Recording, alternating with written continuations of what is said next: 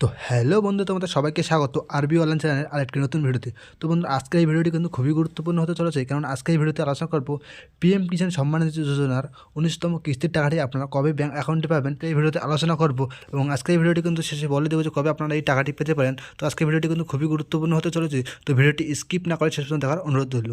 তো বন্ধু, এখানে দেখুন কী বলা হয়েছে, পিএম কিষাণের 19তম কিস্তির টাকা ঢুকবে এই দিন, কীভাবে আবেদন করবেন। তো বন্ধু, যাদের আবেদন করা রয়েছে তাদের কিন্তু আর আবেদন করতে লাগবে না।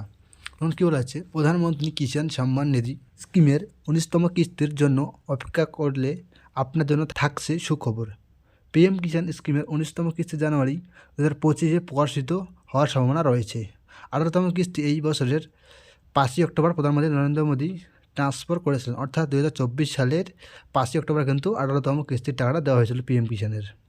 কবে দেওয়া হয়েছে এই কিস্তি? প্রধানমন্ত্রী গত 5ই অক্টোবর প্রায় 10 কোটি কৃষকদের অ্যাকাউন্টে 22,000 কোটি টাকা ট্রান্সফার করেছিলেন, এবং তার আগে উত্তরপ্রদেশের বারাণসীতে তার সফরের সময় 18 জুন 2024-এ 9.26 কোটিরও বেশি কৃষকদের 21,000 কোটি টাকার বেশি মূল্যের পিএম কিষাণ প্রকল্পের 17তম কিস্তি প্রকাশ করেছিলেন।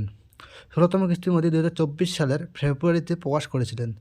তাই আশা করা যাচ্ছে 19তম কিস্তির টাকা চলতি বছরের শুরুতে, অর্থাৎ 2025 সালের জানুয়ারি মাসের শেষের দিকে কিংবা ফেব্রুয়ারি মাসের শুরুতেই দেশের প্রধানমন্ত্রী কৃষকদের ব্যয় অ্যাকাউন্টে ট্রান্সফার করতে পারেন। তো বন্ধু, এখানে কিন্তু দেখুন বলা হয়েছে 2025 সালের জানুয়ারি শেষের দিকে কিংবা অর্থাৎ ফেব্রুয়ারির প্রথম দিকে কিন্তু আপনারা এই টাকাটি পেতে পারেন অ্যাকাউন্টে।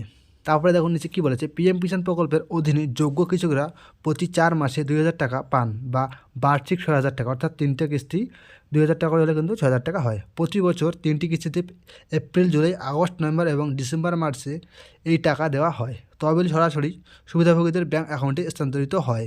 তৎকালীন অর্থমন্ত্রী পীযূষ গোয়েল 2019 সালে অন্তর্বর্তীকালীন বাজেটে এই প্রকল্পটি ঘোষণা করেছিলেন, এবং পরে প্রধানমন্ত্রী নরেন্দ্র মোদী এটি চালু করেছিলেন। তো বন্ধুরা, নরেন্দ্র মোদীজি কিন্তু এই পিএম কিষাণ প্রকল্পটি শুরু করেছিলেন।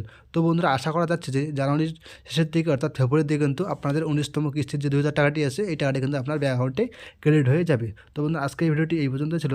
ভিডিওটি যদি ভালো লাগে অবশ্যই একটা লাইক করবেন এবং চ্যানেলটিকে সাবস্ক্রাইব করে পাশে থাকবেন।